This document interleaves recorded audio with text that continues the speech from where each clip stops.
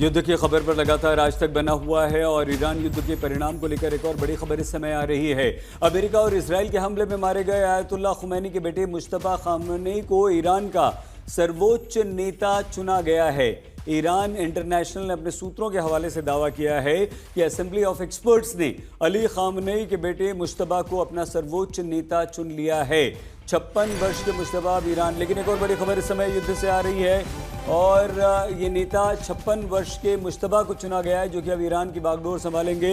लंबे समय से संभावित उत्तराधिकारी के रूप में मुश्तबा को ही देखा जा रहा था और उनकी ये पदोन्नति राजनीतिक रूप से संवेदनशील हो सकती है क्योंकि इस्लामी गणराज्य खानदानी सत्ता की आलोचना करता रहा है और खुद को राजशाही के मुकाबले अधिक लोकतांत्रिक होने के रूप में पेश करता आ रहा है। लेकिन ईरान इंटरनेशनल का दावा है कि इस्लामिक रेवोल्यूशनरी गार्ड्स कॉर्प्स यानी IRGC ने मौलवियों की सभा पर मुश्तबा का समर्थन करने के लिए भारी दबाव डाला और इसी सभा में ईरान के सर्वोच्च नेता का अंतिम निर्णय हुआ।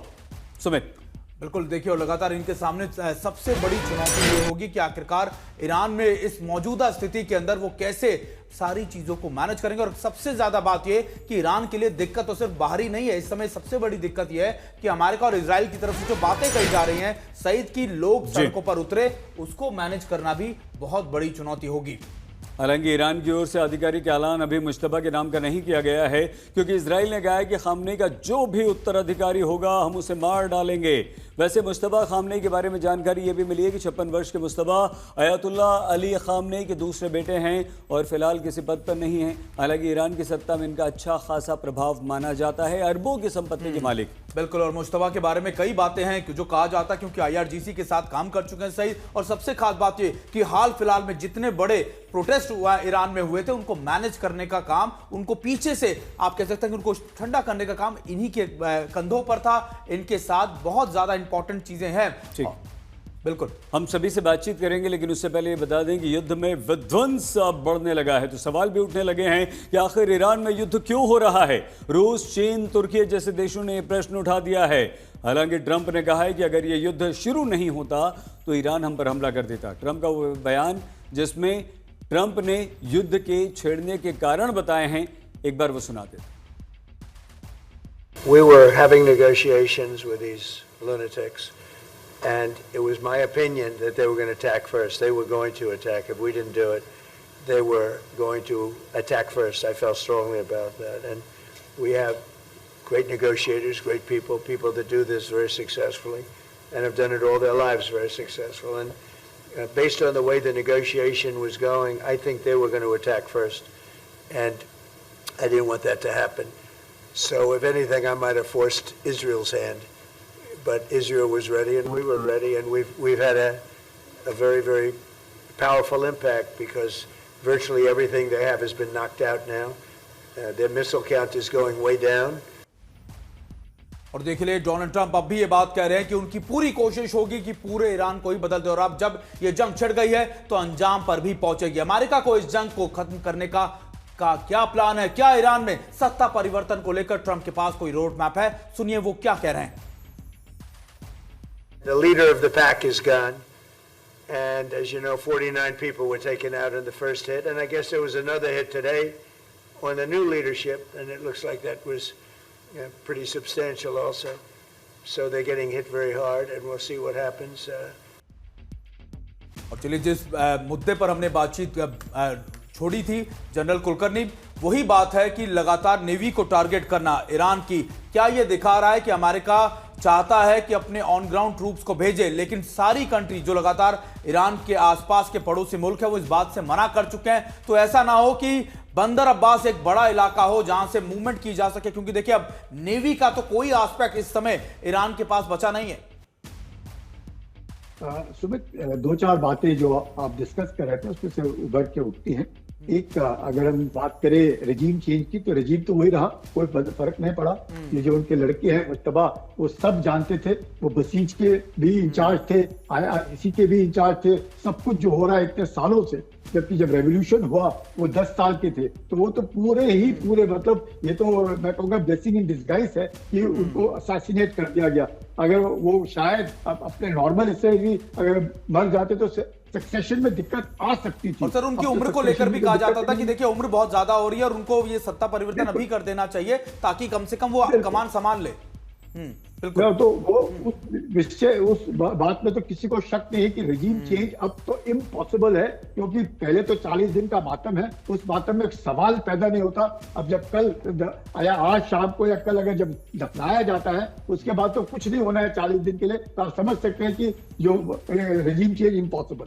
अब बुक्स ऑन ग्राउंड, अब सवाल ये है कि हम कितना भी कर ले, उसके नेवी को एलिमिनेट कर दे, न्यूक्लियर खत्म कर दे, उसके चीफ मार दे, लीडरशिप मार दे, तो सवाल ये है कि क्या कमर्शियल शिपिंग जो है अपना ये जो अपना जो गुजरेगा या नहीं गुजरेगा स्टेट ऑफ हॉर्मुज से। अगर स्टेट ऑफ हॉर्मुज से नहीं गुजर सकता है किसी भी कारण से, शक के कारण से या शंका से कारण से या पायरेसी के कारण से या उसके बाद हमला होने के कारण से, तो जो इंश्योरेंस कॉस्ट है जो वहां पे रुकने के कितने तकरीबन 200-250 शिप में एंकरेज यानी कि वहां रुके हुए हैं, वो जाना नहीं चाहते हैं स्टेट ऑफ हॉर्मुज से आज की तारीख में। तो अगर ऐसे हालात है क्या हो सकता है, इसके आगे क्या होगा? अब धीरे धीरे करके अगर कीमतें बढ़ते रहती है तो दबाव पड़ेगा। अब सवाल ये है, जैसे आप पूछ रहे थे कि युद्ध किया तो फिर क्यों किया? मकसद एक है कि उस तेल के ऊपर जो कंट्रोल है वो किसका होगा। क्या वो तेल का जो कंट्रोल है वो डॉलर में जाएगा या युआन में जाएगा, अगर या किसी और करेंसी में जाएगा? अगर तो डॉलर में तेल बेचते हैं तो अमेरिका को कोई उसमें ये नहीं है, मतलब कोई बुरा नहीं लगता उनको, चाहे वो वेनेजुएला का तेल हो या फिर ईरान का तेल हो, विश्व में कहीं पर भी तेल हो, वो तेल डॉलर में ही बिकना चाहिए। अगर वो किसी दूसरी करेंसी में बिक रहा है, जो चीन ने उनके साथ सौदा किया था, 400 अरब डॉलर का जो सौदा चीन का और ईरान का हुआ 30 साल के लिए, उसमें उनको आपत्ति थी कि वो युआन में जो सौदा करेंगे तो उनकी जो मार्केट है, उनका जो डॉलर है वो गिर जाएगा। तो आप वही वेनेजुएला में हो रहा था, 85% तेल वेनेजुएला का कौन उठा रहा था? चीन उठा रहा था। तो कौन सी कीमत? अपने पैसों से, अपने युआन पे। तो ये जो सप्लाई चेन है, जो कंट्रोल है, वो अमेरिका चाहता है। अगर ये कंट्रोल अमेरिका के हाथ में आ जाता है और कोई भी डॉलर के अलावा दूसरी करेंसी का बात नहीं करता है, तो मुझे लगता है अमेरिका अभी भी मान जाएगा। जहां तक न्यूक्लियर है वो तो खत्म है, उसमें कोई दिक्कत नहीं है। जहां तक मिसाइल्स की बात है उस पर हम लोग उनकी जो संप्रभुता है उसके ऊपर आंच कोई भी नहीं आने देगा। वो तो ईरान की अपनी जिम्मेवारी है, अपने देश को उसने कैसे संभालना है। लेकिन उनके ये एक इससे जो बार वो जो बात करते हैं, उनसे आपत्ति पूरे विश्व को होती है कि हम इजराइल का खात्मा कर देंगे, हम इजराइल को मतलब उसका वसूल ही हटा देंगे, हम उनको समुद्र में ही ढकेल करके इनका खात्मा कर देंगे। ये जो बातें इस तरह की होती है, इससे पूरे विश्व में अशांति फैलती है। और इजराइल और अब्राहम अकॉर्ड में जो बातचीत हुई थी अब्राहम अकॉर्ड के द्वारा, तो फिर खाड़ी के देशों में जैसे बता रहे थे अशरफ कि दो है गुट है, इसमें कोई शक नहीं। तो लेकिन ईरान ने जिस तरीके से हमला किया है अब खाड़ी के देशों के ऊपर, तो अरब और फारसी दो ये अलग अलग सभ्यताएं हैं और ये दोनों सभ्यताओं के बीच में जरूर एक दरार है, इसमें कोई शक नहीं है। और अब दरार फैल सकती है। बिल्कुल सर हमारे साथ संजय सोई सर भी है। सर देखिए, हमेशा स्टेट ऑफ हॉर्मुज को लेकर एक चोकिंग पॉइंट के तौर पर कहा जाता था और एक ब्लैकमेलिंग पॉइंट भी था। ईरान हमेशा ये कहता था कि देखिए अगर आपने कुछ किया तो ये इलाका तो हम ब्लॉक कर देंगे, और ये प्रेशर मिडिल ईस्ट के देशों पे भी था। कहीं ऐसा ना हो कि अमेरिका इस पूरे इलाके को अपने कंट्रोल में रखे ताकि कम से कम वो ब्लैकमेलिंग या फिर आप कह सकते हैं वो प्रेशर पॉइंट अमेरिका के हाथ में होए, और वो कम से कम जब मिडिल ईस्ट के देश जो अपना समन्वय बनाने की कोशिश दोबारा से करने की कोशिश करे अगर ईरान के साथ या किसी भी रिजिम के साथ, तो उसका कंट्रोल भी अमेरिका अपने हाथों में ही रखे। तो देखिए, ये जियोपॉलिटिकली बड़ा बड़ा इंपॉर्टेंट जगह है। कुछ जगह ऐसी होती है जिसका कंट्रोल से आप काफी बड़े इलाके को कंट्रोल, जैसे आप बिल्कुल ठीक एनालिसिस से आप बता रहे हैं।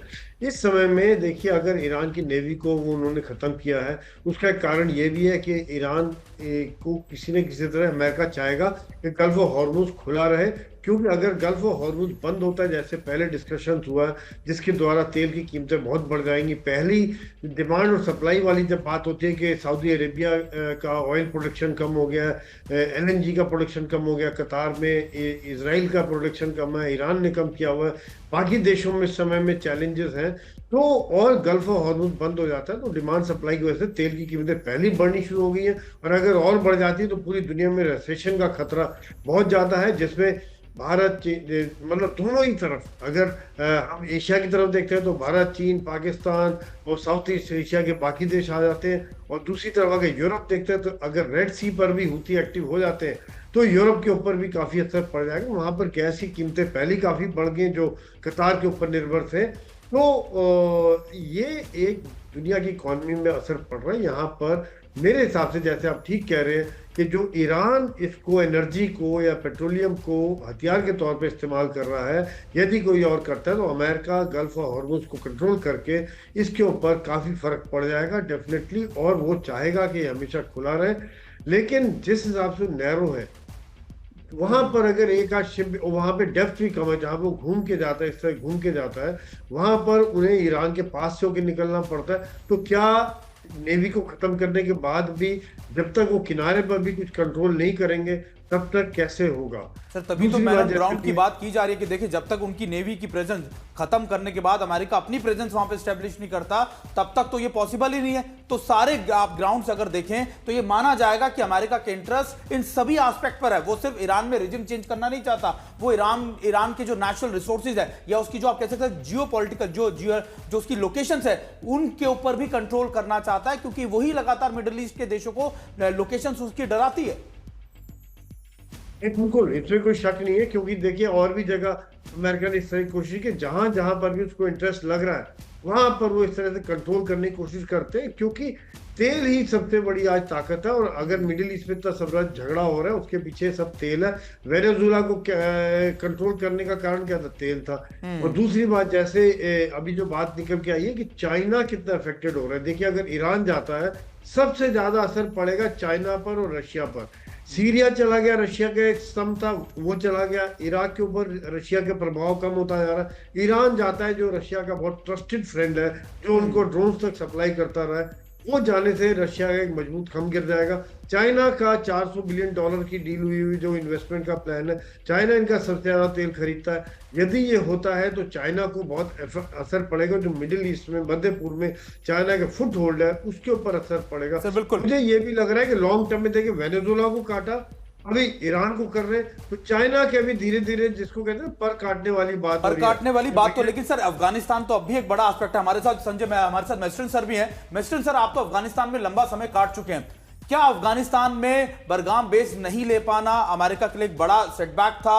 और उसके बाद उनको लगा कि ईरान ही पॉसिबिलिटी है कि देखिए अगर चाइना को कंट्रोल करना है तो फिर भले ही आप अफगानिस्तान ना ले, लेकिन ईरान के अंदर तो आप आके बैठ जाए ताकि चीन को कंट्रोल किया जा सके। देखिए पॉसिबल तो है, पर मेरे को उसकी संभावना ना के बराबर लग रही है। कारण यह है, देखिए वहां पर ईरान अपना बिल्कुल बजट नहीं छोड़ेगा। वो मतलब एक ऐसा कंट्री है चाहे कुछ भी हो जाए वो अमेरिकन ट्रूप्स को तो वहां आने ही नहीं देगा।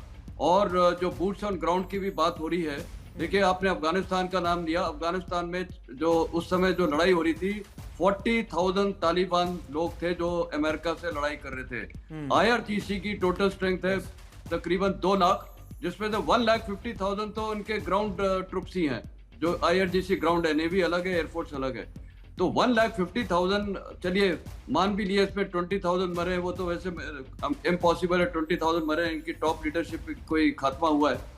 तो ये IRGC कार्डर्स तो वहां पर किसी भी ग्राउंड ट्रुप को ऑपरेट नहीं करने देंगे अमेरिकन ट्रुप्स को, कोई डाउट ही नहीं है, वो सुसाइडल होगा अमेरिका के लिए। एक ही जगह मेरे को दिखती है जहां पर अमेरिकन बूट्स ऑन ग्राउंड ला सकते हैं, वो है ये बेसिकली जो कुर्दिस्तान का इलाका है या जो अजरबैजान के साथ बॉर्डर है, तुर्की वाला शहर में, वहाँ क्योंकि ये कर्ज हैं और कर्ज को वहां पर CIA का भी होल्ड अच्छा है, मोसाद का भी होल्ड अच्छा है।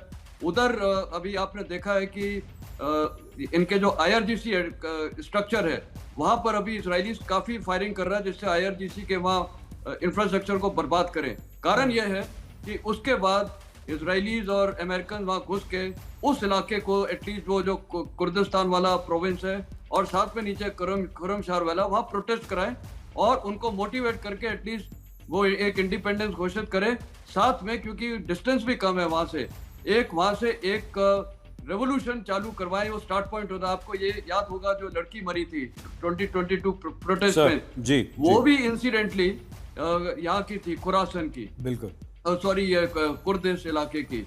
तो वो वहां से इसका नाम वो रेवोल्यूशन शुरू हुआ था, फिर बाद में तेहरान में फैल गया था। ये तेहरान में आई थी और जब इसको पकड़ लिया गया था और मर गई थी। तो कहने का मतलब है वहाँ के जो लोग हैं, जो कर्ज हैं, ये वैसे भी वहाँ की हुकूमत के खिलाफ हैं। तो एक इंडिपेंडेंट ऑटोनॉमी, इंडिपेंडेंट वहाँ पर एक मूवमेंट चल सकता है, जो पॉसिबल यही है, बूट्स ऑन ग्राउंड इस इलाके में आ सकती है। बाकी कहीं पर भी boots on ground American troops के लिए टोटल सुसाइडल रहेगा। सर, ये जनरल मेस्टन आप बहुत इंपॉर्टेंट बात कर रहे हैं, क्योंकि अगली अब अगर हमारी चर्चा होगी या हम ये मानना चाह रहे थे कि भाई एयर के बाद, नेवी के बाद अगर कोई लड़ाई होगी तो ऑब्वियसली वो हम ट्रूप्स की ही बात करना चाहते थे। जनरल सिवाच, इस पूरी बातचीत का क्या निष्कर्ष हम ये निकाल रहे हैं कि अगर अमेरिका पर कोई भी दबाव युद्ध खत्म करने का या बातचीत का, ट्रूस पीस के लिए अगर कोई भी इनिशिएट किया जा सकता है किसी दबाव के तहत, तो वह स्ट्रेट ऑफ हॉर्मुज होगा? हाँ बिल्कुल। देखो, एक बात माननी पड़ेगी, स्टेट ऑफ हॉर्मुज तो अभी आने वाले टाइम में अमेरिका कंट्रोल करने की कोशिश करेगा, और अभी टाइम बीइंग के लिए तो स्टेट ऑफ हॉर्मुज ऑपरेटिव नहीं रहेगा, क्योंकि ये नहीं कि आज आपने ईरान की नेवी को नष्ट कर दिया। ईरान के पास जो मिसाइल्स और ड्रोन्स हैं, उससे अगर 2 शिप को भी उसने गिरा दिया तो फिर वहां पर ब्रोकन लग जाएगा, कोई भी शिप वहां पर चांस नहीं रहेगा। इसका मतलब यही नहीं कि अमेरिका अपनी नेवी भी लेके आएगा, अमेरिका को और भी प्रोटेक्शन करनी पड़ेगी कि उनके जो ड्रोन्स हैं स्पेशली ईरान के, वो इनके ऊपर इंटरफेयर ना करें। एयर डिफेंस सिस्टम को भी बहुत लाना पड़ेगा। मगर ये सच्चाई है कि अमेरिका अपने इकोनॉमिक इंटरेस्ट को देख रहा है। अमेरिका चाहता है कि मिडिल ईस्ट के अंदर तो उसका कंट्रोल है, अब अगर ईरान उसके कब्जे में आ जाता, ईरान का ऑयल की तरफ देख रहा है। स्टेट ऑफ हॉर्मुज को, जैसे ये एक टाइम में पनामा कैनाल की बात हो रही थी, पनामा कैनाल में चाइना का दबदबा था, वो पनामा कैनाल को कहता था कि वो तो अमेरिका ने बनाया था, तो अमेरिका के कंट्रोल में होना चाहिए। ये सारा इकोनॉमिक गेम है, इसमें कोई शक नहीं। और जो बात हो रही है बूट्स ऑन ग्राउंड की, अमेरिका कभी भी बूट्स ऑन ग्राउंड नहीं लेके आएगा, क्योंकि ये याद रखो मेन लैंड से ये 3 से 5 हजार किलोमीटर दूर है, और इसको देखना है अगर कल को ये बूट्स ऑन ग्राउंड करेगा तो कहां से लेके आएगा? क्या ये सर मैं लेके आएगा अफगानिस्तान से लेके आएगा? जनरल सिवाच, क्योंकि हम प्रोग्राम खत्म करने की तरफ बढ़ रहे हैं, जल्दी से एक बात पूछ लूं। आपने इकोनॉमिक इंटरेस्ट की बात की अमेरिका की, तो क्या ये एक स्ट्रेटेजी है ईरान की कि वो सऊदी अरब में अरामको ऑयल रिफाइनरी पर हमला कर रहा है? क्या वो ब्रिटिश तेल टैंकर को, आज ऑयल टैंकर को जिस तरह से उसने मारा, तो ये एक स्ट्रेटेजी के तहत वो यहाँ आर्थिक नुकसान पहुंचाने का प्रयास कर रहा है अमेरिका को? हाँ बिल्कुल, उसके 2 पहलू हैं। एक तो ये पहलू है कि इन देशों को ये दिखाना है कि भाई आपने बेसी रखी अमेरिका की तो आप सबसे ज्यादा वल्नरेबल हैं, और एक वो प्रेशर डालेंगे अमेरिका पे लड़ाई बंद। तीसरा, इसने क्या क्या इकोनॉमिकली हिट कर दिया उन देशों को। आज वो सबसे ज्यादा सेफ माने जाते थे, जो इनका ऑयल है ना तो प्रोड्यूस हो रहा है और ना वो यहाँ से जा पा रहा है। आज देखें LNG जो कतार में बनती थी वो सब प्रोडक्शन बंद कर दी है। ऑयल जो बनता था सऊदी में, UAE में, उसकी प्रोडक्शन 33% हो गई। उसकी वजह यह है कि इकोनॉमी ही है, अब इन देशों की इकोनॉमी बहुत ज्यादा हिट करेगी, इसमें कोई शक नहीं। दूसरा, जो ईरान की स्ट्रैटेजी है, उसकी स्ट्रैटेजी है इस लड़ाई को इतना लंबा खींचो जब तक उसकी मिसाइलें और ड्रोन्स है। दुख की बात यह है कि रूस और चाइना है वो खुल के नहीं आए। जो चीन ने उसको मदद दी है एयर डिफेंस सिस्टम में, रूस ने भी दी है, रियल टाइम इंटेलिजेंस भी दिया है, मगर रूस जो है यूक्रेन में इन्वॉल्व है। बिल्कुल बिल्कुल सर, देखिए लगातार इस डिस्कशन को जारी रखेंगे, लगातार हर पहलू को, इस युद्ध के हर पहलू को हम अपने लोगों तक पहुंचाते रहेंगे, बताते रहेंगे कि आखिरकार कैसे लगातार बदलते वक्त के साथ ये युद्ध और ज्यादा विध्वंसक होता जा रहा है।